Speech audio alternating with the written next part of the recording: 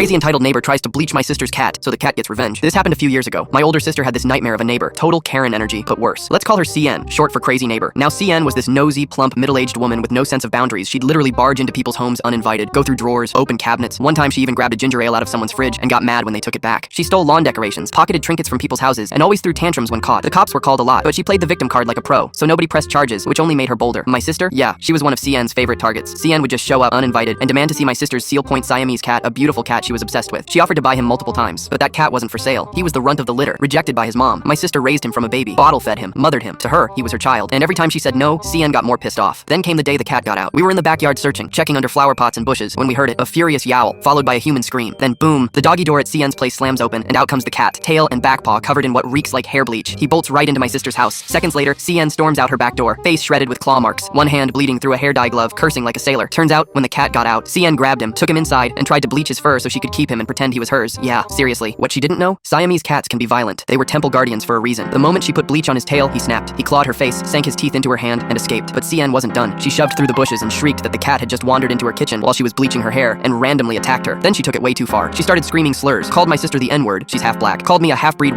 I'm half Hispanic, and then she shoved my sister in the chest and screamed she was calling animal control and planned to have the cat put down. Before she could say another word, my sister decked her, dropped her straight onto the grass, then told her to go screw herself with a hot curling iron and ran inside to check on the cat while I called the cops. They arrived and CN was still outside, howling like a banshee. We gave our statements. My sister admitted she hit her, self-defense. There was even a bloody handprint on her shirt where CN shoved her. CN's version of the story? Total nonsense. She said the cat came in, attacked her, and that I kicked her too, but the cops didn't buy it. Why? There was a clear trail of blood leading into her open back door, so they went inside and found a bathroom sink full of cat fur, bleach, a glove, and a box of hair dye. The cat's collar was in the trash. Oh, and while they were at it, they found a bunch of stolen electronics and prescription meds with other people's names on the bottles. CN got arrested for assault, theft, possession of stolen property, and my sister pressed charges. The landlord kicked her out for violating her lease. She ended up in jail, and she had to pay the vet bill. As for the cat, he was fine, a little traumatized. Had a yellow button tail for a few months, but otherwise okay. CN, not so lucky. Her hand got infected and suffered tendon and nerve damage from the bite. Moral of the story? Stay out of people's houses, and don't mess with a cat named Lucifer.